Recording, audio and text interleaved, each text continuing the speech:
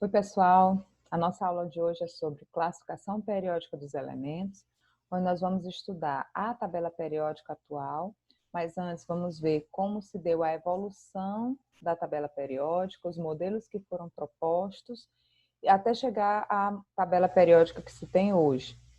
Hoje são conhecidos cerca de 118 elementos químicos diferentes, e isso não significa que outros mais não possam vir a ser conhecidos. Então, vamos tratar um pouco mais sobre a tabela periódica, sobre os elementos, características, as divisões que nós temos na tabela periódica.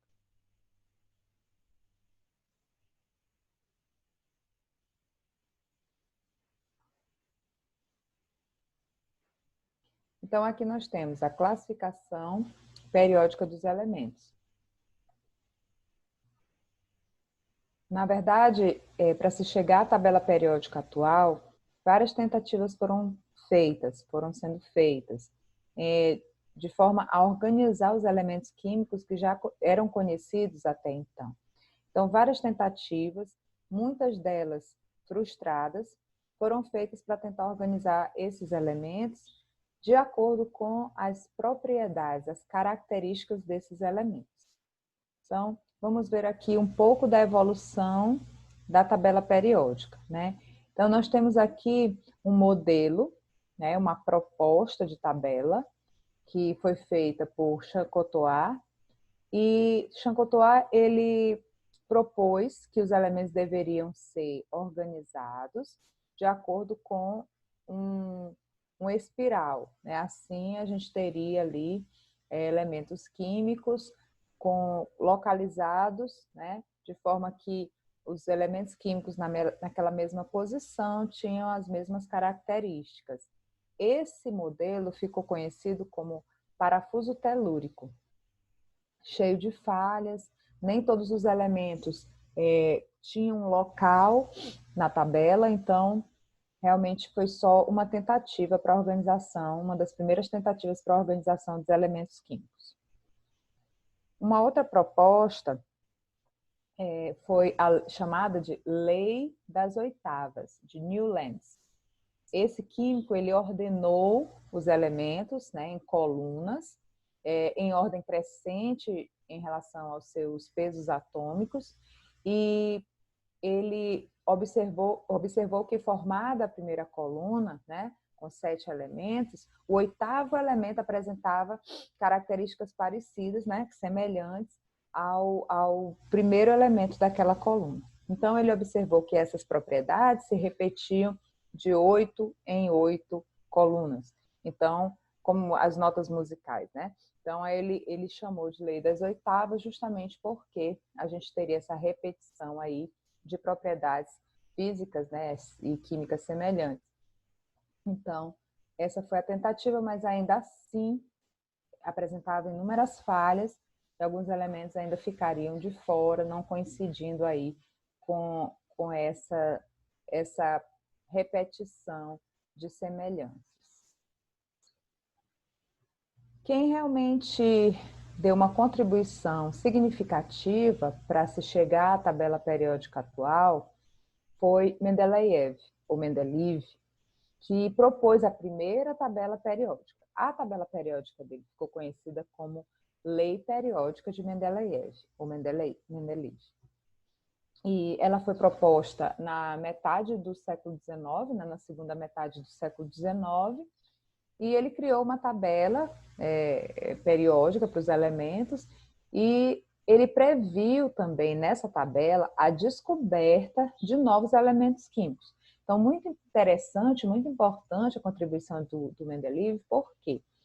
Porque ele organizou os elementos químicos já conhecidos até então, organizou esses elementos na tabela, né, nessa lei periódica dele, e deixou espaços em branco na tabela.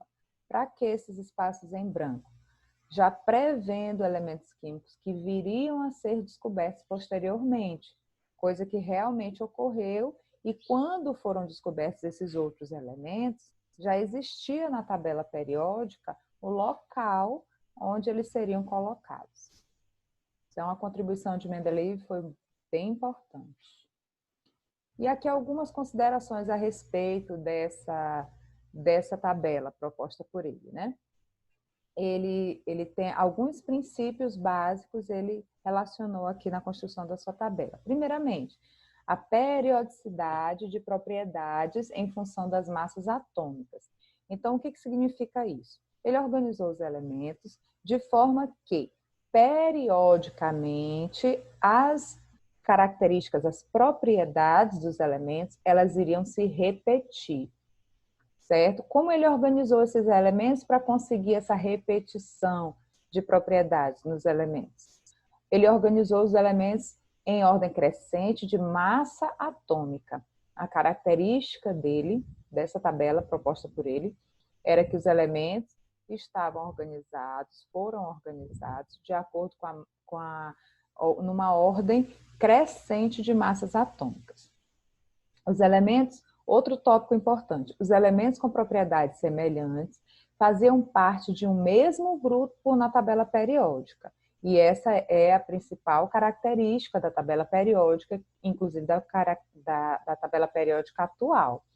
Então, no mesmo grupo, ou seja, naquela mesma coluna, a gente teria ali elementos químicos com propriedades semelhantes. Isso aí também foi algo muito importante que a tabela de Mendeleev, né, a lei periódica de Mendeleev trouxe.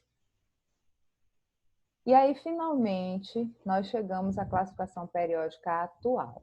Então, a tabela de proposta por Mendeleev apresentava muitas falhas, muitas lacunas. E, com o passar dos anos, algumas modificações foram sendo feitas. Era necessário que algumas modificações fossem introduzidas, né? A mais importante modificação feita na lei de Mendeleev, na lei periódica de Mendeleev, foi que, ao invés dos elementos serem organizados em ordem crescente de massas atômicas, eles foram organizados agora em ordem crescente de números atômicos. Dessa maneira, foi possível corrigir as anomalias existentes na tabela de Mendeleev, e aí os elementos ali organizados em ordem crescente de números atômicos puderam ocupar na tabela periódica o local correto. Então, ainda se tem na tabela periódica atual, que é a principal característica da tabela periódica, a repetição de propriedades periodicamente, de propriedades dos elementos, né, periodicamente. Como assim? Em cada família, em cada grupo, os elementos ali apresentam as mesmas propriedades.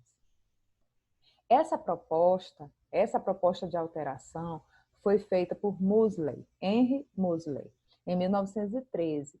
E as propriedades físicas e químicas dos elementos, ele verificou isso, elas vão estar intimamente ligadas com a configuração eletrônica, de acordo com a distribuição dos elétrons de cada elemento químico.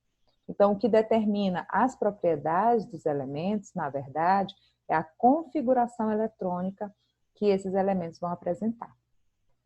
Então, uma contribuição aí fundamental para nós compreendermos o porquê da organização dessa forma da tabela periódica. Ok? Então, as características. Quais são, então, as características da tabela periódica atual? Na tabela periódica atual, como eu já falei, os elementos eles estão organizados, eles estão dispostos de acordo, né, com uma ordem crescente de números atômicos. Então, de acordo com a quantidade de prótons que os elementos têm no seu núcleo. Lembrem que eu já falei que o átomo tem de mais importante é o número de prótons que ele tem no seu núcleo. Inclusive, é isso que identifica o elemento químico. Então, eu sei que o elemento químico, aquele átomo, pertence ao elemento químico hidrogênio. Por quê? Porque esse átomo tem no seu núcleo apenas um próton. Então, o número atômico do hidrogênio é 1. É o que caracteriza, é o número daquele átomo, é o que identifica aquele átomo. Então, os elementos foram organizados na tabela periódica de acordo com essa ordem crescente de números atômicos. Eu mostro já para vocês isso. Outro detalhe importante, outra característica importante da tabela periódica atual, é que a tabela possui 7 períodos, ou seja, 7 linhas horizontais, tá? 7 linhas horizontais.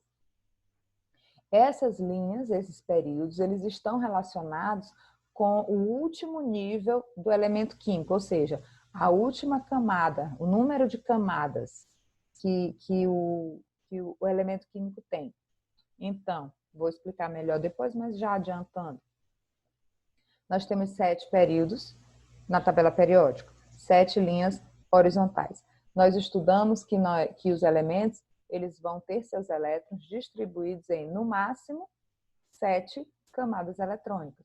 Cada período da tabela corresponde a uma camada eletrônica. Ou seja, quem está no primeiro período tem uma camada, quem está no segundo período tem 2 camadas, quem está no terceiro período tem 3 camadas e assim sucessivamente.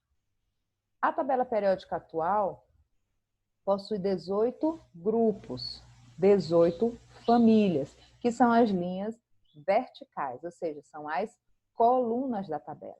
Então, nós temos 18 famílias, 18 grupos na tabela periódica.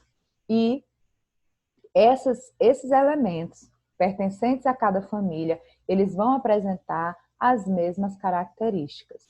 E, como eu falei anteriormente, as características dos elementos estão relacionadas diretamente com a distribuição eletrônica, na verdade, com o subnível, o último nível, né, mais energético, né, o subnível mais energético. Então, os elementos que pertencem a uma mesma família apresentam a mesma configuração eletrônica, ou seja, o mesmo subnível de energia, o mesmo subnível energético, a gente vai detalhar um pouco mais. Então, aqui a gente tem a tabela periódica. Essa tabela periódica, ela conta aqui com 118 elementos. Então, aqui nós temos 118 elementos químicos. O que a gente pode observar a respeito dessa tabela é que ela apresenta linhas e colunas, né? Nós temos aqui os períodos, que são as linhas horizontais. Então, são os períodos. São 7 períodos aqui. E nós temos também as famílias, que são as linhas verticais. E nós temos 18. Nós temos 18 famílias. Então, quais os detalhes que nós temos que considerar aqui? O que é importante a gente verificar, como já falado? Nós temos, então, as linhas horizontais como os períodos e o número do período indica a quantidade de camadas eletrônicas que o elemento químico possui. Então, por exemplo, no primeiro período, aqui nós temos, o primeiro período tem o hidrogênio e tem o hélio, lá do outro lado. Eles são só esses 2 elementos que nós temos aqui no primeiro período. Esses 2 elementos, eles têm apenas uma camada eletrônica, a camada K. O hidrogênio tem um elétron na camada K, que é a primeira camada, e o hélio tem 2 elétrons, né, que vão estar também na camada K. Então, no primeiro período, os 2 elementos aqui, hidrogênio e hélio, apresentam apenas uma camada eletrônica. No segundo período, nós temos do lítio até o neônio. Todos esses aqui estão no segundo período. Se eles estão no segundo período, esses elementos eles apresentam 2 camadas eletrônicas, tá? E assim sucessivamente. O que eu quero chamar a atenção aqui de vocês?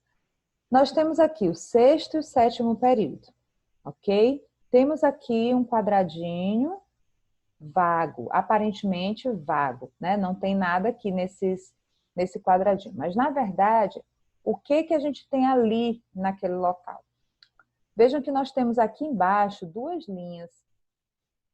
Aqui são 2 séries, são chamados elementos, né? São 2 séries de elementos, os lantanídeos e aqui embaixo os actinídeos, tá? Lantanídeos, porque o primeiro elemento aqui é o lantânio, e actinídeos, porque o primeiro elemento é o actínio. Aparentemente, essas duas linhas estão fora da tabela periódica, mas não estão. Elas estão dentro da tabela periódica. Onde elas estão? Os lantanídeos estão exatamente aqui, ó, no sexto período. E os actinídeos estão exatamente aqui, ó, no sétimo período.